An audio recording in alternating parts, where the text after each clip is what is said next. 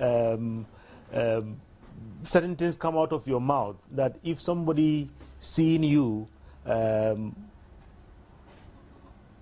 someone who has a lot of regard for you as a role model because of the kind of work that you do, would hear you utter certain words, I think they will have a different view of you as a person and the profession that that you practice.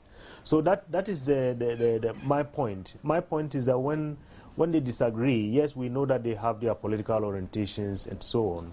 I think they have to do it in a manner that shows a lot of civility. And like you said, I mean, all parties are guilty of this. You wake up every day, sometimes you listen to some of the things that people say, and you ask yourself, I mean, are these people that we have to look up to as our role models in our society? And even beyond our borders, you know, our country has a very good political image. And sometimes when you go out there and, I mean, people hear some of the comments that are alleged to have come out of our political leaders, I mean, they get very surprised. Because Ghana as a whole is seen as a role model in our sub-region, on the continent, and even beyond. If, let's say, for example, we take the comment of the MP for Asokore just over the last week. He made a comment outside Parliament, in the media. In the Constitution, every individual has the right to some level of freedom of speech. If you're a member of Parliament, does that in any way give you any limitation at all, just because you are a member of Parliament? Or you can speak like anybody in the public circus? No, you just yesterday we were discussing this when we were looking at the standing orders, and the First Deputy Speaker made a comment, because we're looking at, I mean, what kind of comments can you make? I mean, how do you conduct yourself as a member of Parliament, both in the House and outside the House? And he gave an example. He said, if you're an ordinary person and all of a sudden you are appointed to the position of a judge, I mean, before then you could go to the drinking bar with your friends, sit down and drink and, I mean, chat and say all manner of things.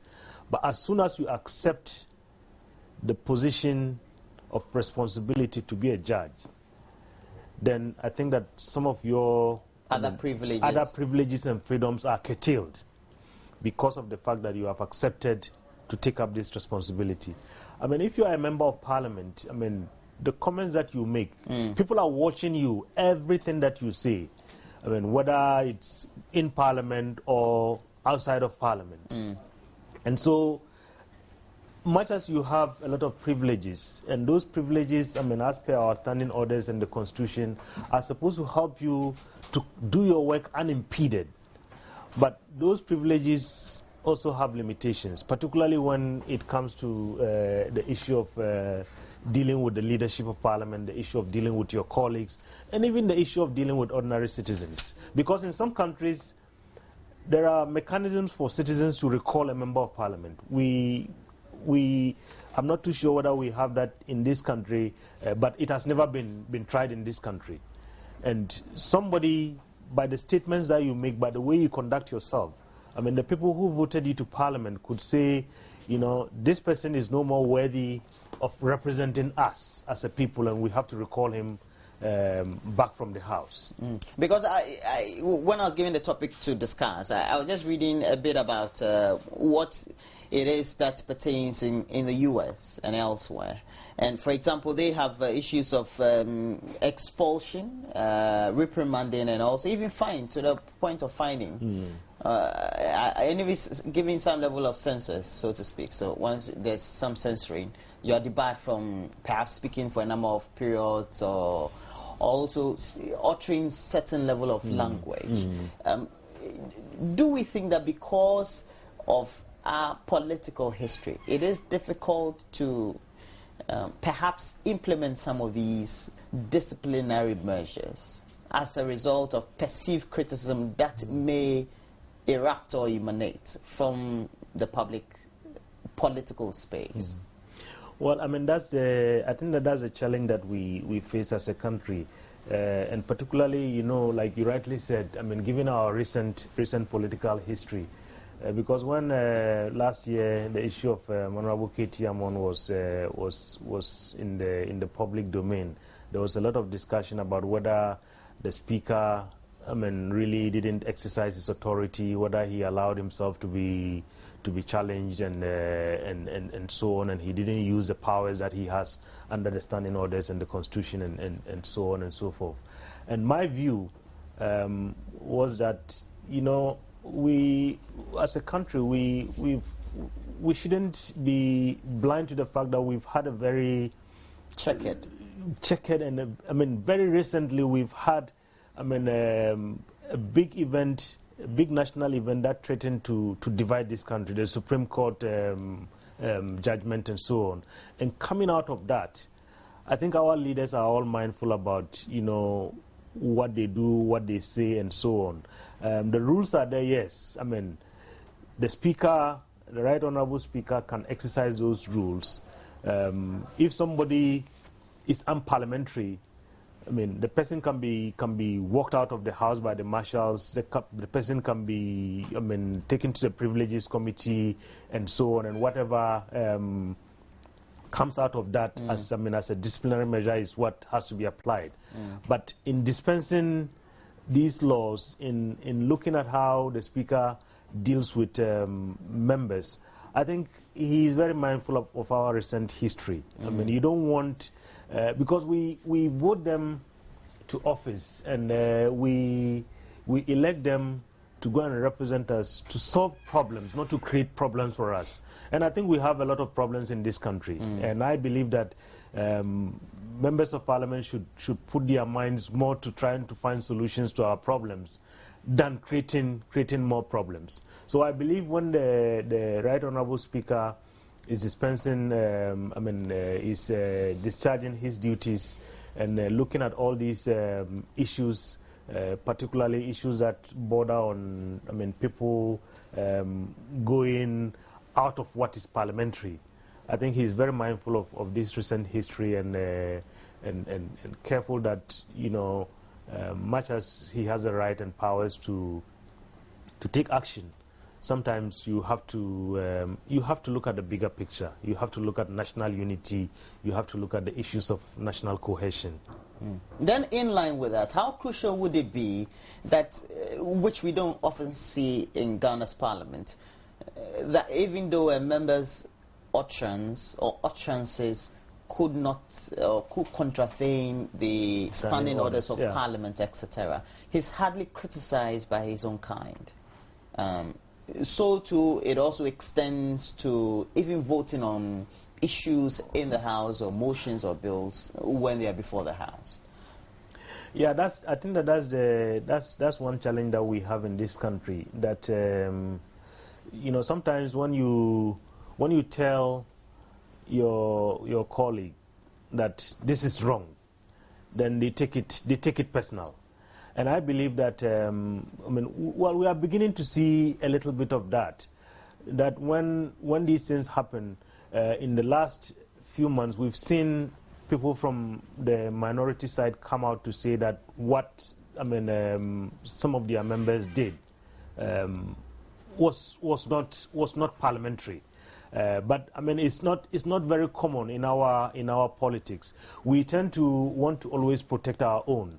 I mean, when it is black, we look at it and we say it's white. When Does it mean that we're not objective? I mean, to a very large extent, we are not, because we are always thinking about the fact that, you know, we don't want to embarrass our party, we don't want to embarrass the individual, and so. But is that not hypocritical of us? Well, I mean, that is it. I mean, it's very hypocritical of us as a people, because when things are not right, I think the best way we can correct some of these things is to, be able to stand up and say to the people who are wrong that this is not right, so that the next time I believe that people will not repeat it. But anytime these things happen, we've seen in this country, people will go wrong. I mean, the law takes its course. The next moment you see party people ganging up, at the police station, ganging up at various places to say their own is being persecuted. And this is, this cuts across, the political divide. We've seen this several times over and over in this country. What usually is the impact at all of all these, negative or positive at all? I'm sure it's going to be negative, definitely. Well, definitely it's negative because some people say the reason why we continue to see one unparliamentary thing to the other is because one, we don't tell people that what you did was wrong. We don't look at our own and say what you did was wrong. Then people are encouraged the next time they repeat the same thing. We've seen recently, last week or so, there was a discussion about the matter of the MP being referred to the Privileges Committee, and you saw how the two leaders, both minority and majority, came to the defense of the honorable member to the effect that the issue should not be referred to the Privileges Committee but should be referred to the leadership. Yes, we need to build national cohesion and so on, but at the same time you also want to make sure that we are building our democratic systems, we are building our democratic culture, and you can't build your democratic culture when you tend to shy away from the very rules that that you have you are being guided by. In a number of countries we have code of conduct and code of ethics that guides the behavior of members of parliament. In this our parliament we don't have one yet. Those codes, once they are ready, you have every member of parliament signing to it and agreeing to abide by the provisions of those codes. And when you go out of those provisions, then the law is applied, and that one nobody can say that some leader is personalizing it or some leader is taking up on you. Picking it up on you because you belong to one party or the other. But I think overall the impact is negative because we need to grow as a country. We need to have a very high sense of agency that we need to develop as a country. But it means that we need to start taking the tough decisions. For example, we've not seen in this country, let's say, with the exception of Mr. Amwating, who was convicted in the U.S. of involving himself in some illegal drug business, so to speak. So his election or appointment into the House was revoked. People who perhaps even in the public courts tend to stand trial, etc., maybe could have been found guilty or not, but by a member of parliament's own standing having participated in such an act, if it was in the U.S., etc., because there have been some precedents in the U.S., they would have been expelled. In Africa or in Ghana, it doesn't happen. Yeah, I think that that is another issue that we have to deal with as a country. Out there in the developed democracies, you find politicians waking up and saying, I resign because I cannot live with this. Even though I am not the person directly involved, once it falls under my purview, in a way I've checked my responsibility. Why doesn't it happen in Ghana? Well, or in Africa? To a very large extent, and these are not my words, many people say that most people go into politics not because of the convictions and the kind of ideologies that they uphold, but they go into politics mainly because they are seeking greener pastures.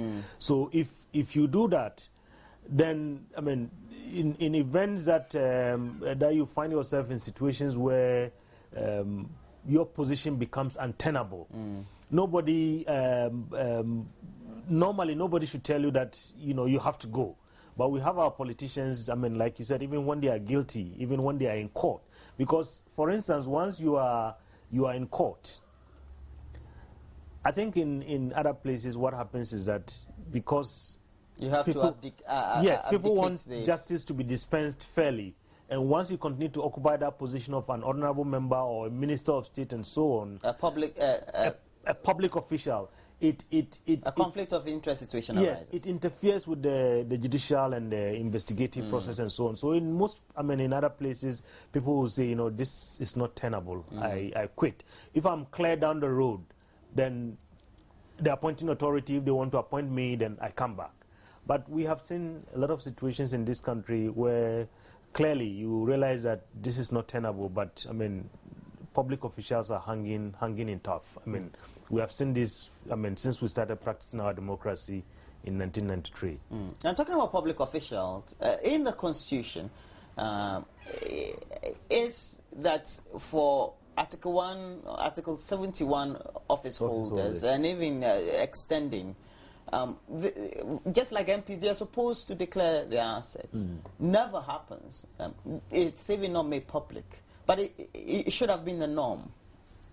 Why have we had all these years? Well, that's another problem that we have as a country.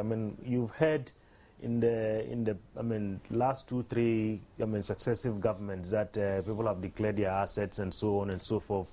The question is, like you said, first of all, do all of them really declare their assets? And secondly, if they do declare their assets, do people really have access to this? Because if it's not made public, then how do we verify and how do we know what somebody has declared? Because normally, in the best practice is that you declare your asset at the beginning of your tenure. At the end of your tenure, you declare your asset. And then there has to be a comparison between the two, so that we know, for instance, if you were earning $1,000 a month, after 4 years, after 8 years, we know what you are capable of doing after all your expenses and so on, and the savings that you make. In some country that I will not name because of privacy issues, there was a mayor of a city who was being sworn into office, and they asked him to declare his assets. When he declared his assets, the civil society group in that country, because the person had been a minister for many years, he had never been a business person, and he declared that he had some billions of dollars, worth of, property and investments and so on. And people started saying, he over-declared with the hope that by the time he leaves office, he would have stolen enough money to make up for what he declared, And so these are some of the things. We have to have mechanisms to ensure that these are made public, so that you, Roland, you live in your community, people know you, people know where you live, people know what work you do. If all of a sudden, your lifestyle changes, meanwhile, but beyond the mechanism, do we have the political will to do that? Well, because we know that in Africa or in this part of the world, everything rests with the executive arm of government, and the willingness for the political office holders, which in this very case also includes the members of parliament, who form the whole political elite, to take up the actions against themselves, for themselves. That's the thing. When this issue came up at one point, many people started saying that, well, once you declare your asset and then it's made public, then it gives ammunition to the armed robbers to come after you. This is a very kind of pedestrian excuse, because once you are a public official, I think once you agree to put yourself out there in the public domain, you know all the risks that come with it and the privileges and so on. On the one hand, they want to take the privileges and have all the the perks that come with the office. On the other hand, they don't want to take the responsibility. I think it's like you said, it all starts with the political will and leadership, because if we have our leaders insisting that this must happen, I think everybody would comply. But throughout our political history, most of these things, mostly you end up having situations where sometimes the people who have to declare their assets, and show leadership themselves, are in a way compromised. You get to notice that civil society tends to exert a lot more pressure on the executive or the other arms of government to do same. Why have they not why do they keep bagging all the time? Well, I mean in this very much adamant. Yes, in this country, that's the thing. You see, I mean, if you are following world events, you see in Ukraine right now, these guys have been out there, and temperatures are -20, -30. And I mean, I don't know whether you have ever lived in that kind of environment before. No. But I went to school in Canada, and I know what -20 means. I mean, you come out there, you can't even survive for 10 minutes. But these people have been out there, I mean, fighting their government, fighting, I mean, what they perceive as injustice and wrongdoings in their government under very serious, I mean, climatic challenges. And they've been at it for all these months. In this country, we talk, you people in the media take it up, you talk about it one day and then it disappears. Nobody hears about it again until there's an incident. Then we go back to it again. I think when we pick up an issue, civil society, the media, I think we have to stay the course until we see some change. Otherwise, our politicians on their own, you know, we are not going to get them to change if there's no pressure. We are not going to get the politicians to change if there's no pressure. And that's what I've been telling most of our media friends. When they come to our activities at the Parliamentary Center, when I used to be with the Parliamentary Center, what I say to them is, look, what we do is to build capacity so that members of Parliament would do what they have to do, I mean, discharge their duties of oversight, of representation, of lawmaking in a way that is, I mean, fair to the people that they represent. Beyond that, when it comes to, I mean, holding them to account, when it comes to holding them to the promises that they make, I think the media has a very important role to play. And so I think you guys are equally guilty as civil society is in terms of making sure that when we pick up the issues, we keep them, we sustain the issues until we get results. Well, unless you say that the media has not been doing enough as far as commenting on, trumpeting on the importance or how crucial it is for these tenets of the Constitution to be obeyed, as far as the Article 71 office holders are concerned. But I feel that a lot more has been done. The point is that the authority rests with the executive and the other arms of government. If they want to take the interests of the country at heart, they will implement whatever is in the Constitution. But okay. Well, sometimes when you want to wait for our leaders to bring about change, I mean, it doesn't... So was there excessive pressure? Well, yes, I mean, there has to be pressure. There has to be pressure. Revolution? Well, not revolution. I mean, I would not call for a revolution. We have seen revolutions in this country, and I don't know whether anybody wants to go back there. But I think that, like I was saying, I was giving you the example of Ukraine. You see what is happening in Thailand right now. People come out, I mean, they demand their rights and so on. If something is going wrong in the country, if leaders are not doing what they have to do, we have to put pressure. If we want our leaders to declare their assets and they are not doing it, I think that civil society has a role to play, the media has a role to play, and we have to keep at it until they declare their assets, until we see that this is the result that we are looking for. I mean, that's the point I'm making. And I was saying that the media, sometimes you pick up the issue, is topical today, the next day you drop it, you move on to another issue, so you're always following. So there's no consistency. There's no consistency. There's no consistency, because I believe that if you go back to your archives in this, and the resultant effect is, well, the resultant effect is, you know, we leave our politicians off the hook all the time, because they know that, oh, I mean, in Ghana people will just talk. But the media doesn't have prosecutorial powers, does it? Well, I mean, you don't have to have prosecutorial powers. I mean, the point we are making here is, I mean, at the end of the day, you know, this is your power. I mean, the term that you have. Well, it comes at the end of every 4 years. Well, it comes at the end of every 4 years. But the fact is that once you go and put your term there, you vote for somebody, you don't have to go to sleep until the next 4 years. You don't have to go to sleep. I mean, that's why we have civil society, that's why we have the media, and everybody has to play their role. If we sit down and we expect that, you know, our leaders, our politicians are always going to do the right thing, I mean, that's not going to happen, and we are not going to develop as a country. Okay. In 1993 to 1996, Ghana's parliament was said to be rubber stamp. We saw an improvement subsequently. And over the last decade and almost to a half, Ghana's parliament has been operating fine.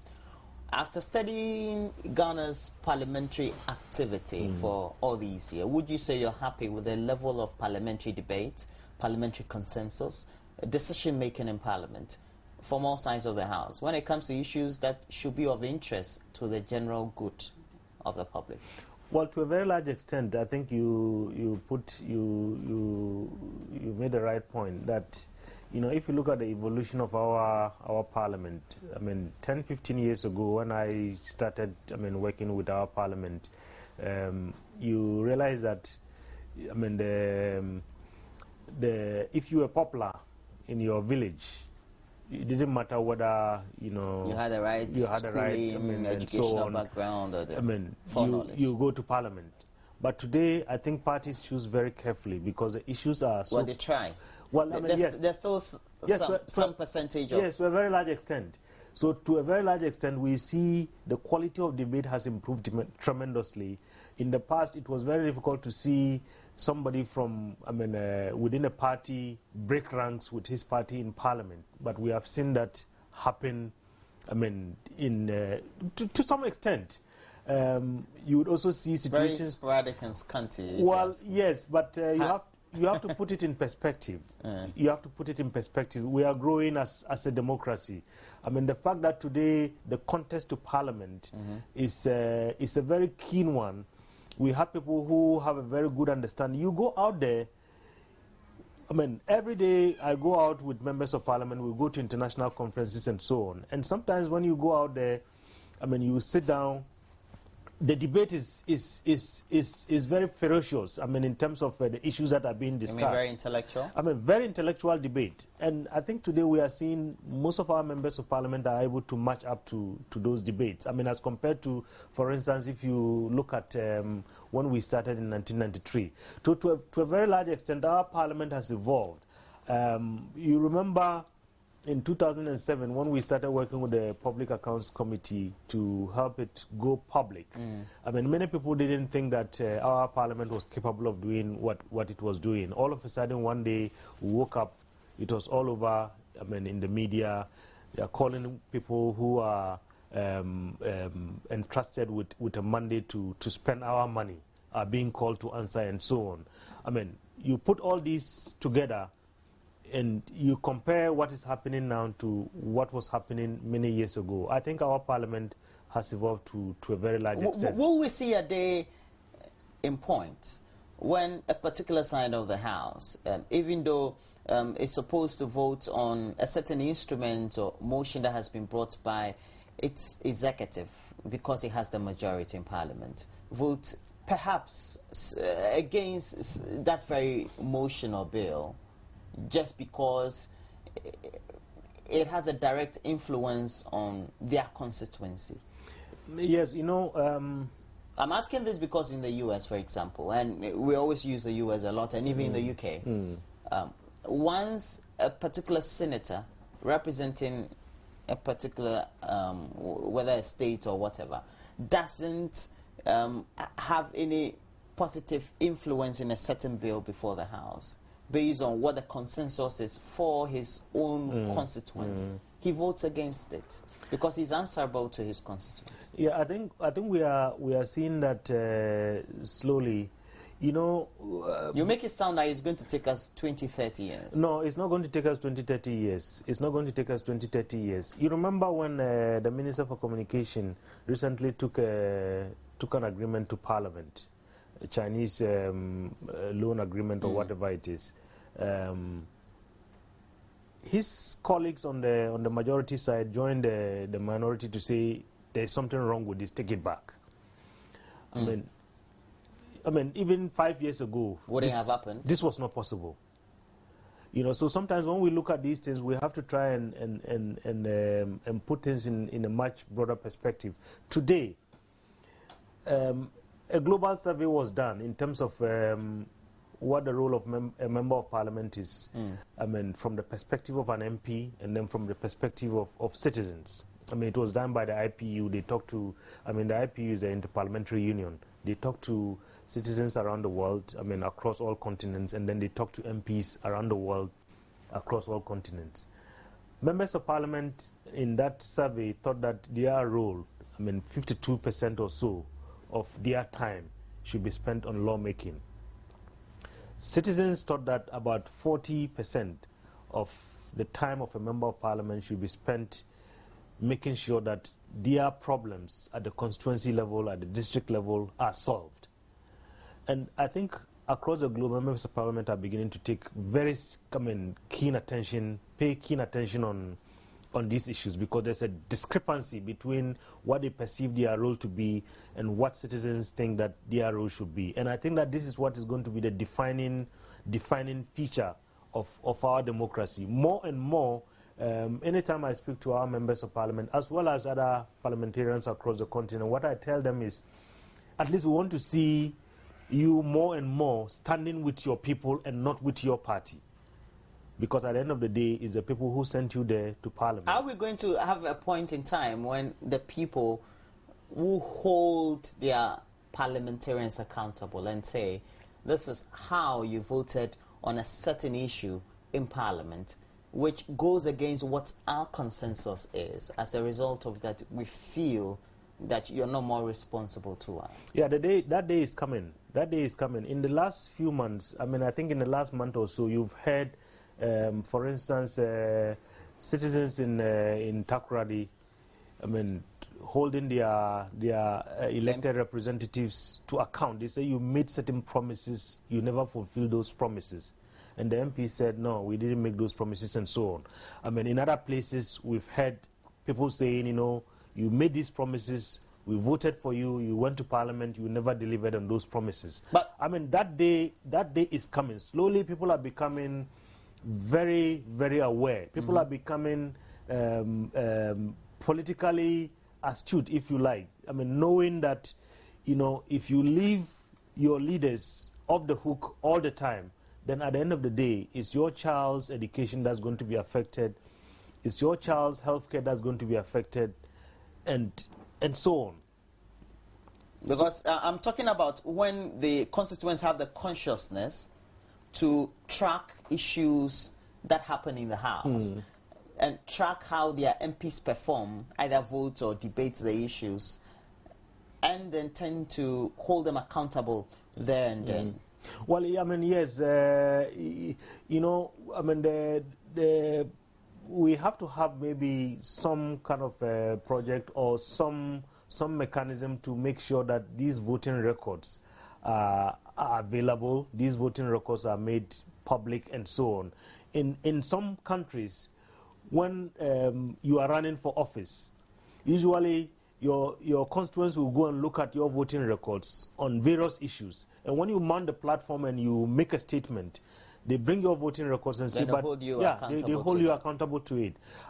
We haven't gotten there yet in this country, but I believe that what I'm seeing, the trend that I'm seeing, I know we are going to get there someday. Will it happen in your lifetime? Yes, it's going to happen. Not even in my lifetime. It's going to happen very soon. I strongly believe, because, today, if you look at our electoral history, like I said in the past, if you were popular in your village and so on, you could just easily go to Parliament.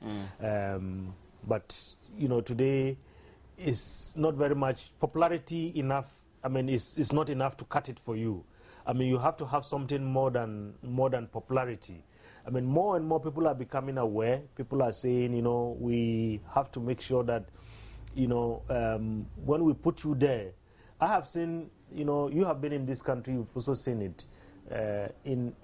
In the last election and the election before the last one, ministers of state who had a lot of resources lost elections to ordinary citizens, right? What accounted for that?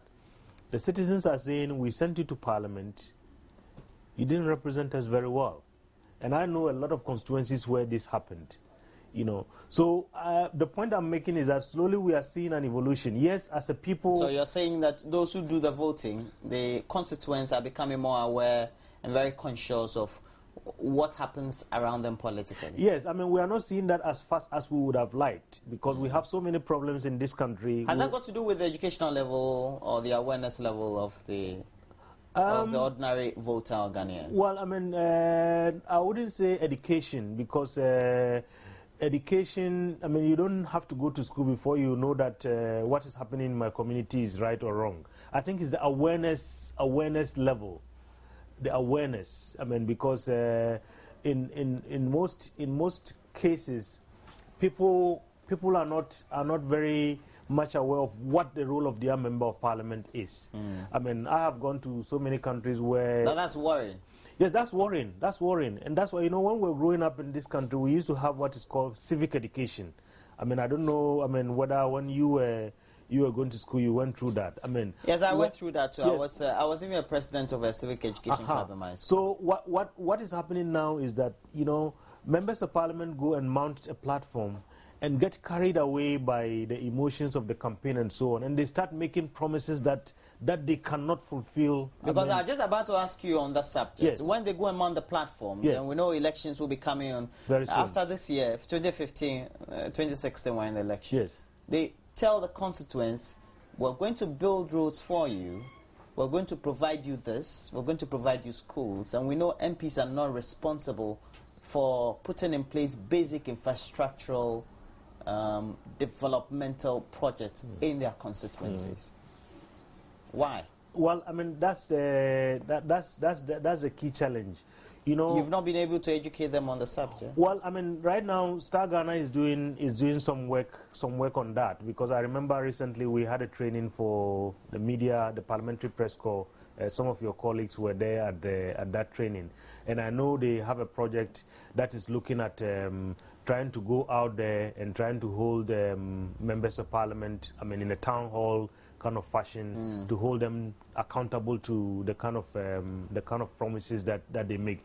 You know, in a number of countries, we are seeing something emerging. You know, members of parliament seeing themselves as development agents, as people who have to carry out development projects. In a place like Kenya, you have what is called the Constituency Development Fund. In this country, we don't have that. Each Kenyan MP gets about $1 million to do development in his or her constituency. We have a mini of that in this country, which is called the MP's Common Fund and so on. And that is what that is supposed to do. And, you know, I mean, the verdict is mixed.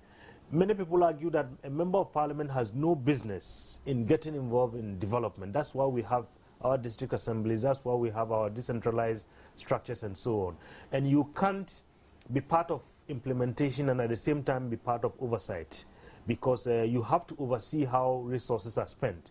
So many people argue that I think members of parliament should stay on the other side, make sure that their role is to hold our officials who are entrusted with spending our resources to account.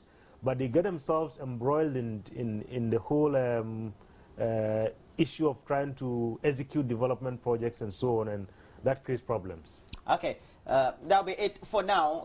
We hope to get you back in the studio. We'll have a lot more discussion on the issue of parliament, what the growth is, and how well we can see our parliament measuring up to the best in other democracies. We've had in the studio Dr. Rashid Draman. He was a former executive director for the Parliamentary Centre. And thanks for joining us this morning. But that'll be it.